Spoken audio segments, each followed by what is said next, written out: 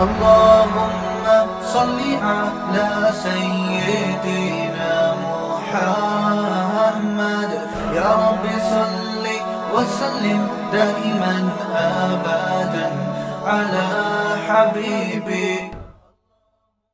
بات تمیز پہ آ گئی تھوڑی سی، میں چلا کے پھر اصل ٹاپک کی طرف آتا ہوں. ہر جگہ تمیز شارٹ ہے. نبی صلی اللہ علیہ وسلم نے نا ایک صحابی سے فرمایا تھا، ان فیک خصلتین یحبہم اللہ ورسولہ الحلم والاناہ. ایک صحابی سے آپ صلی اللہ علیہ وسلم نے فرمایا دیکھو تمہارے اندر دو خوبیاں ایسی ہیں. یہ بیان کا ٹاپک آپ نے گچی پکڑ کے رکھنی ہے کہاں سے چھوٹا تھا، ٹھیک ہے، تاکہ میں اصل واپس وہیں آ جاؤں. آپ صلی اللہ علیہ وسلم نے ایک صحابی کو بلایا، ان سے فرمایا کہ تمہارے اندر دو کوالٹیز ایسی ہیں جو اللہ اور اس کے رسول کو بہت پسند ہیں. اس سے یہ بھی پتہ چلتا ہے کہ کسی کی منہ پہ تعریف کرنا جو حدیث میں منع ہے، وہ جب منائے جب آپ کی تعریف سے اس کو فائدے کے بجائے نقصان ہو. خوشامد والی تعریف جسے کہتے ہیں نا، جو دفتروں میں جو ماتحت لوگ اپنے باس کی جو چاپلوسی اور مکھن کے پورے ڈبے خالی کر رہے ہوتے ہیں، گھر سے مکھن لے کے چلتے ہیں اور پورے ڈبے خالی کر دیتے ہیں. اس سے وہ اگلا بھی اپنے بارے میں خوش فہمی میں آتا ہے کہ شاید میں بہت نیک ہوں، حالانکہ اس کو پتہ ہے کہ میں بالکل بھی نیک نہیں ہوں، لیکن وہم میں آ جاتا ہے خام خواہ میں چاپلوسی اور نمبر بنانے کے لیے. یعنی سامنے والے کو بھی نقصان کا خطرہ اور آپ کی نیت بھی ٹھیک نہیں. لیکن جہاں کسی کے اندر کوئی خوبی ہو اور آپ اس خوبی کو جب اس لیے ہائی لائٹ کر رہے ہیں تاکہ یہ اپنی خوبی پہ برقرار رہے. بعض دفعہ انسان میں کوئی خوبی ہوتی ہے، چھوڑ دیتا ہے وہ خوبی، وہ سمجھتا ہے کوئی اتنی اہم خوبی نہیں ہے، تو اس کو اپریشیٹ کرنے کے لیے بتایا جاتا ہے کہ یہ خوبی نہیں چھوڑنا بھائی، یہ خوبی نہیں چھوڑنا. جیسے مجھے بہت سے لوگ کہتے ہیں کہ آپ کے بیان میں جو طنز و مزاح کچھ تو برا بلا کہہ رہے ہوتے ہیں، کچھ کہتے ہیں نہیں صاحب یہ نہیں چھوڑنا خدا کے لیے. عبد الغفور والا لطیفہ، وعلیکم السلام بھائی، عبد الغفور والا لطیفہ نہیں چھوڑنا. تو وہ لوگوں کے اپنے اپنے مزاج ہیں. تو اس بارے میں آپ کو بتا دوں کہ آپ سارے مل کے بھی مجھے بولو گے نا یہ چھوڑ دو تو میں پھر بھی نہیں چھوڑوں گا، کیونکہ جو چیز انسان کے مزاج کا حصہ ہوتی ہے وہ دنیا چھوڑ دیتا ہے وہ چیز نہیں چھوڑتا. تو جس کو برا لگ رہا ہے وہ ویسے ہی سن لیا کرے، یہ سوچ لیا کرے کہ چلو یار اتنی اچھی باتوں میں دو چٹکلے آ گئے تو کیا ہے. کیونکہ میں نے تو شروع میں بہت برداشت بھی کیا ان چیزوں کو. ایک مسجد میں جب میں امامت کے لیے لگا، میں نے بیان کیا، تھوڑا سا میری عادت ہے تھوڑا سا، وہ جناب بگڑ گئے، ابے یہ کیسی بات کر رہا ہے، ابے مسجد میں ہنس رہا ہے یار. تو وہ انہوں نے طنز شروع کر دیا. تو وہ ہر ایک کا اپنا اخپل طریقہ ہوتا ہے. خیر، صلی اللہ علیہ وسلم نے فرمایا کہ آپ کے اندر دو خاصیتیں ایسی ہیں جن کو اللہ اس کے رسول پسند کرتے ہیں، الحلم والانا. ایک ہے بردباری، برداشت، فوراً جذباتی نہیں ہو جاتے. یہ صحابی کو آپ ان کے سامنے ان کی تعریف کر رہے ہیں. کتنے خوش قسمت صحابی ہیں یار، سید الانبیاء، جن کی ایک ایک بات ایسی مستند ہے کہ کوئی اس کو چیلنج نہیں کر سکتا، اور سامنے کہنا ہے بھائی. فرمایا کیا ہے؟ حلم، بردباری. یہ میں اس لیے بتا رہا ہوں کہ اتنی بڑی کوالٹی ہے نا یہ، کہ اللہ نے اپنے آخری نبی کو حکم دیا کہ آپ ان صحابی کے منہ پہ بتائیں کہ تمہارے اندر یہ دو کوالٹیاں اللہ اس کے رسول کو بہت زیادہ پسند ہے، ان پہ قائم رہنا، ان کو چھوڑنا نہیں ہے. ایک ہے برداشت، جو ہمارے ہاں مارکیٹ میں سب سے مہنگی چیز برداشت ہے. ایک دم تیش میں آنا، جذبات میں آ جانا، چنگیز خان بن جاتا ہے آدمی. کچھ بھی دیکھ لیا، کچھ بھی سنا ہو، ایک دم جو ہے نا ایکسائٹیڈ نہیں ہو جاتے، جذباتی بن. اماں نے آپ کو بول دیا آپ کی بیگم ایسی ہے، ایک دم آگ بگولا تاڑ کر کے بیگم کا دروازہ کھلے گا، جیسے کنڈی توڑ کے چلا جائے گا.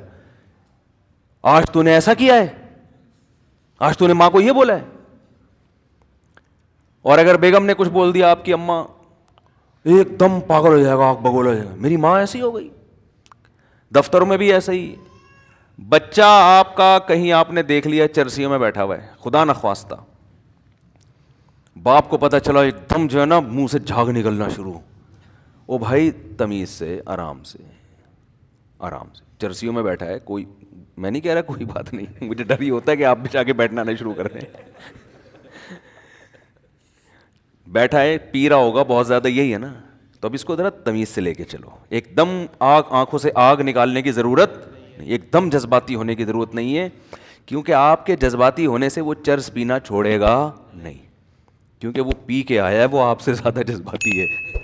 ٹھیک ہے, حقیقت بتا رہا ہوں. باپ کو اطلاع ملی, آرام سے اچھا اس کو مشورہ کرو, غور کرو, یار یہ سالے نے شروع کیوں کیا, میں تو اس کو صبح شام سمجھا رہا ہوں, ہم نے تو کوئی برا ماحول نہیں دیا, کہاں اٹھ رہا بیٹھ رہا ہے, تمیز سے, کوئی ٹینشن تو نہیں ہے. بعض اوقات ٹینشن ہوتی ہے, غلط ہے, چرس نہیں پینی چاہیے, شراب نہیں پینی چاہیے, کوئی ہیروئن نہیں پینی چاہیے ٹینشن میں. پہلے آدمی تھوڑا سا غور کرے, وہ ہوتا ہے جذبات میں آ کے کیس کو اور زیادہ بگاڑ دیتے ہیں. ایک صاحب کا ایسا ہی ہوا کہ وہ بچے کو کہیں انہوں نے دیکھ لیا, باپ نے جا کے رکھ کے سارے دوستوں کے سامنے دو کھینچ کے تھپڑ لگائے. جوان لڑکا تھا وہ لڑکا جناب, پھر وہ اچھل رہا ہے 2-2 فٹ, اور وہ باپ اور بیٹے کے درمیان جو نفرتیں پھیلی ہیں وہ اتنا بڑا مسئلہ بن گیا تھا. تو تمیز مارکیٹ سے کیا چل رہی, بیٹا تو اور زیادہ جذباتی ہے. تو ابا کے بارے میں تو ہم آپ سے یہی کہتے ہیں, بھائی اگر وہ جذباتی بھی ہیں تو بہرحال آپ کو برداشت کرنا پڑے گا, کیونکہ احسانات بہرحال زیادہ ہیں. ابا کو تو شریعت یہی کہہ رہی ہے, اتنا زیادہ ایک دم جذبات میں آنے کی ضرورت نہیں ہے. نوح علیہ السلام نے کیسا صبر کیا دیکھو آپ. نوح علیہ الصلاۃ والسلام کشتی جب ساری زندگی سمجھاتے رہے, بیٹا باز نہیں آیا, بیٹا کافر ہی تھا, سمجھاتے رہے محبت سے, 950 سال تک تبلیغ کی قوم کو بھی, بیٹا بھی نہیں آیا. آخر میں بھی یار بیٹے کی خیر خواہی کرنے, جب طوفان آنے لگا ہے, سمندر جو ہے وہ جو پانی چڑھنے لگا, تو فوراً کہہ رہے ہیں ونادا نوح ابنہ وکان فی معزل یا بنی ارکب معنا, اے بیٹا اب آ جا میرے سے. یا بنیا, اے پیارے بیٹے. بنیا کا معنی کیا ہوتا ہے, میرے پیارے بیٹے. ہم لوگ کیا کرتے, الو کے پٹھے معذرت کے ساتھ یہی کہتے ہیں نا. اگر قریب بھی آ رہا ہوتا, دفع ہو یہاں سے, اب نہیں گھسنے دوں گا, بلکہ اس سے پہلے ہی کام تمام ہو چکا ہوتا. لیکن بہرحال باپ پھر بھی برداشت کرتا ہے, میں نے دیکھا ہے. بیٹے اتنے برداشت نہیں کرتے جتنا, کیونکہ بہرحال وہ اولاد کی اللہ نے ایسی محبت رکھی ہے نا, غصہ کرے گا بھی تو پھر بھی وہ چاہے گا کہ یہ آ جائے. آخر وقت میں بھی کہہ رہے ہیں, اے میرے پیارے بیٹے, ارکم معنا ولا تکم مع الکافرین, ان کافروں کے ساتھ نہ ہو. وہ اتنا فرعون متکبر, سآوی الی جبل یعصمنی من الماء, کہہ رہا ہے میں پہاڑ پہ چڑھ جاؤں گا جو مجھے پانی سے بچا لے گا. قال لا عاصم اليوم من امر اللہ الا من رحم, اے بیٹا آج کے دن جس پر اللہ رحم کرے وہی بچ سکتا ہے, کوئی اور نہیں بچ سکتا. لیکن ابا مولوی تھے نا اس زمانے کے, بچہ لبرل تھا, اس کی سمجھ میں ابا کی باتیں نہیں آ رہی. وہ کہہ رہے بارشیں بھی ہوتی ہیں, سیلاب بھی آتے ہیں, نیچرل ہے, یہ کیا ہے, نیچرل ہے, جو اوپر چڑھ جاتا ہے وہ بچ جاتا ہے, تو بچ جاؤں گا. یہ نہیں دیکھ رہا کہ یہ عام سیلاب نہیں ہے, یہ وہ سیلاب ہے جس کی میرے ابا پیش گوئی کر چکے ہیں, اور یہ پوری ہو رہی ہے پیش گوئی, تو یہ عام سیلاب نہیں ہے. تو قرآن کیا کہہ رہے ہیں, آپس میں بھی کنورزیشن ہو رہی ہے, دونوں کی بات چیت ہو رہی ہے. وحال بینہم الموج فکان من المغرقین, ایک بڑی موج آئی اور اس کو بھی لے ڈوبی. اس کے بعد بھی پریشان ہے, بچہ آنکھوں کے سامنے ہلاک ہو گیا. پھر اللہ سے کہہ رہے ہیں کہ قال نوح ان ابنی من اہلی وان وعدک الحق وانت احکم الحاکمین, اے اللہ تو نے وعدہ کیا تھا میرے اہل کو بچائے گا, میرا بیٹا تو میرے اہل میں سے. کس قدر محبت ہوتی ہے باپ کو اپنی اولاد سے, آپ اس سے اندازہ لگاؤ یار. ایک تو پیغمبر کی محبت بھی ہے, دوسری باپ بیٹے کی محبت. اور حقیقت میں آج بھی الحمدللہ ایسا ہی ہے. اکثر کیسز میں ہم نے دیکھا ہے, جذباتی تو ہوتے ہیں, چرسی ہے تو تھپڑ لگا دیا, یہ کر دیا وہ کر دیا, لیکن باپ بہرحال پھر اس کی تلافی کی کوشش کرتا ہے. باپ بہرحال پھر بھی اس کو سینے سے لگانے کے لیے آخری دم تک تیار ہوتا ہے. اولادیں نالائق ہوتی ہیں, وہ نہیں مانتی, ان کی نفرتوں کی کوئی انتہا نہیں ہوتی. لیکن بہرحال ہمیں اس سے یہ سبق میں ملتا ہے کہ باپ کا بھی ایٹیٹیوڈ ایسا ہونا چاہیے, اس میں بھی برداشت ہونی چاہیے. لیکن میں پھر بھی آپ سے کہوں, اگر ابا برداشت نہیں کر رہے تو گھر کا ماحول خراب نہیں کرو, آپ کے باپ کو بھی برداشت کرنا پڑے گا ابا کی. سمجھ آ رہی ہے بات؟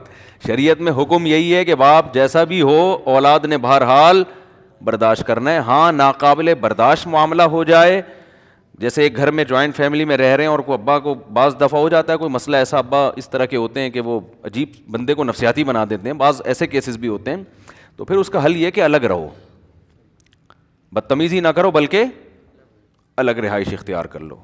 تو جوائنٹ فیملی میں رہنا کوئی فرض واجب نہیں ہے. ایسے لوگوں کو, اولادوں کو میں مشورہ دیتا ہوں, بھائی ایک ظاہر انسان ایک حد تک برداشت کرتا ہے نا, جتنے بھی ابا کے حقوق ہیں لامحدود تو نہیں ہے نا کہ ابا صبح شام کوٹتے پیٹتے رہیں, ٹھڈے مارتے رہیں, گالیاں دیتے رہیں. آدمی ڈپریشن میں جاتے جاتے بہت ہی پاگل بھی میں نے دیکھے ہو گئے ہیں, بالکل ہی صحیح عجیب سے ہو گئے ہیں. تو انسان بہرحال ربڑ کا بنا ہوا نہیں ہے, ربڑ کا بنا ہوا ہے, وہ کوئی لوہے کا بنا ہوا نہیں ہے. تو اس کا نتیجہ پھر ڈپریشن میں جائے گا اور زیادہ مصیبت میں ہو جائے گا. تو اس کا حل یہ ہے کہ ایسے موقع پہ علیحدگی اختیار کر لی جائے. ابراہیم علیہ السلام نے یہی کیا. باپ نے جب دھمکی دی کہ میں پتھر سے مار کے ہلاک کر دوں گا, تو اب کیا کرتے ابراہیم علیہ السلام؟ یہ تھوڑی کہ وہ مار کھا لیں, ٹھیک ہے جی آپ مجھے قتل کر دیں. اپنی طرف سے محبت سے سمجھا دیا, نہیں بات بنی تو انہوں نے کہا ٹھیک ہے میں علاقہ چھوڑ کے جا رہا ہوں, لیکن میں آپ کے لیے دعا کرتا رہوں گا. آخر میں یہ کہہ کر گئے ہیں کہ میں آپ سے تعلق ختم نہیں کروں گا, لیکن چونکہ اب ساتھ رہنے میں مسائل ہیں, میں اپنی دعوت تو چھوڑ نہیں سکتا کہ میں توحید کی دعوت دینا چھوڑ دوں, کہ میں ان بت پرستی پہ راضی ہو جاؤں, یہ مجھ سے نہیں ہو سکتا. یہ تو پھر اللہ کا حق مارا جا رہا ہے نا. تو اپنے ویژن کو نہیں چھوڑا, اپنے مقصد کو نہیں چھوڑا, لیکن باپ سے علیحدگی اختیار کر لی. تو ہمیں اس کا شریعت میں ثبوت ملتا ہے کہ جب بہت زیادہ مسئلہ خراب ہو جائے تو بھائی الگ ہو جاؤ, تعلق تھوڑا کم ملا کرو, باقی پھر باقی چیزوں سے تلافی کرو, ہدیے بھیج دیے ان کو, کوئی اور مختلف طریقوں سے. ہر چیز ملاقات نہیں ہوتی. اسی طرح بات چلیے تو یہ بھی بتا دوں, رشتہ داروں میں جب آپس میں نہ بن رہی ہو نا, آپ نے پوری کوشش کر لی رشتہ داری جوڑنے کی, شریعت میں تو جوڑنے کا حکم ہے نا. ارے شریعت میں کیا حکم ہے؟ رشتہ داری جوڑو. یہ ہمارے مذہب کا حصہ ہے, نماز روزے کی طرح فرض ہے. انگریزوں میں نہیں ہے, یہ غیر مسلموں میں نہیں ہے. ٹھیک ہے بھائی ہے تو بھائی ہے, رہتا ہے تو 2 سال ہو گئے, 3 سال ہو گئے, بات چیت ہی نہیں ہو رہی تو لڑائی. لیکن ہمارے ہاں ایسا شریعت میں اجازت نہیں ہے کہ بھائی ہے تو 2 سال سے بات ہی نہیں ہو رہی, ایسا نہیں ہوتا بھائی, سمجھ رہے ہو؟ بہن ہے تو بات ہی نہیں ہو رہی. حضرت ابو ہریرہ رضی اللہ تعالیٰ عنہ جمعرات کو درس دیا کرتے تھے, تو انہوں نے, حضرت ابو ہریرہ نے یہ فرمایا کہ جو رشتہ داری توڑتا ہے وہ اس مجلس سے چلا جائے. ایک روایت میں نے پڑھی ہے, تاکہ اللہ ہماری دعا رد نہ کر دے اس کے گناہ کی وجہ سے. تو وہ ایک بندہ گیا اور واپس آیا, تو کسی نے پھر ان سے پوچھا بھائی کیا؟ انہوں نے کہا میری پھپھی سے میں نے 2 سال بات نہیں کی تھی, تو آج میں ان کو منا کے آیا ہوں آپ کی محفل. تو رشتہ داری تو جوڑنی ہی جوڑنی ہے نا, لیکن جوڑنی کس طرح سے ہے وہ ہر ایک کا طریقہ دوسرے سے مختلف. بعض دفعہ اچھا جوڑنی, حدیث میں آتا ہے سل من قطعک, جو رشتہ داری توڑتا ہے نا اس سے جوڑنی ہے, جو جوڑ رہا ہے وہ تو ویسے ہی جوڑنی ہے. مسئلہ سارا یہ ہوتا ہے نا کہ لوگ کہتے ہیں ہمارا بھائی تو تمیز سے بات نہیں کرتا, ہماری بہن تو یہ کرتی ہے, ہمارے ماموں نے تو اس دن یہ بول دیا تھا میرے کو.